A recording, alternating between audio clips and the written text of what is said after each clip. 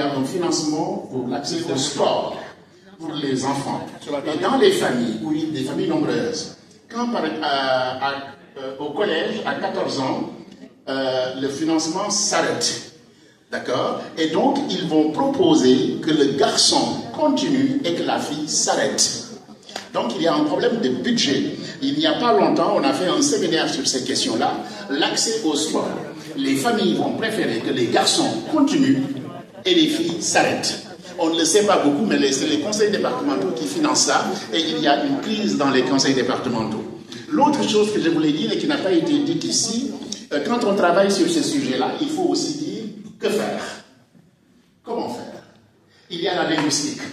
Vous savez très bien que la discrimination est dans la linguistique.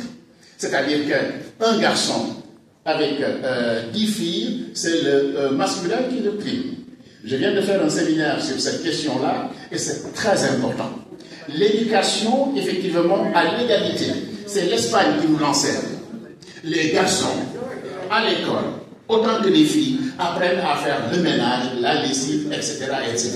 Et vous l'avez dit tout à l'heure, c'est par l'éducation qu'on peut former et informer les gens. Aussi, vous avez parlé d'analphabétisme, d'illettrisme, etc. Il faut préparer les parents. Il y a ce qu'on appelle, j'ai inventé un concept qu'on appelle l'entonnoir. Dans notre tradition, il y a beaucoup de choses. Que prendre, que laisser. Il y a, quelqu'un a parlé de l'excision, bien entendu, ça, je le combats.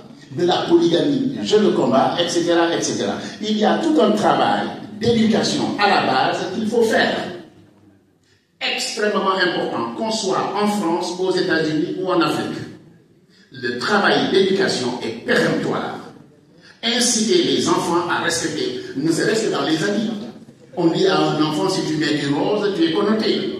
Et moi, j'adore mettre du rose parce que j'ai une peau noire. Aussi simple que cela. Et personne ne m'influence. Quand mes enfants étaient en crèche, on voulait les influencer. J'ai dit, attention, vous vous adressez à M. Sissoko. Vous ne pouvez, c'est moi qui vous enseigne, pas vous. Vous voyez, donc, même les jouets, on a travaillé aussi sur les jouets. Mais une jeune fille a le droit de travailler avec un camion. Moi, quand je suis venu à Besançon faire mes études, j'ai vu des femmes qui conduisaient des mastodontes.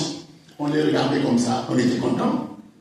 Mais en Afrique, vous ne voyez pas ça. Mais maintenant, il y a des évolutions. Vous voyez des femmes en Afrique qui conduisent des camions. Et je suis très content qu'ils soient mécaniciennes, alors que le mécanicien, ce n'est pas beau parce que c'est salissant. J'en arrête là. Excusez-moi. Merci, professeur. On avait une dernière question là, et puis on termine. C'est la dernière. Merci, cher. Je vais rester rapide. C'est juste la question que je voulais poser. D'accord.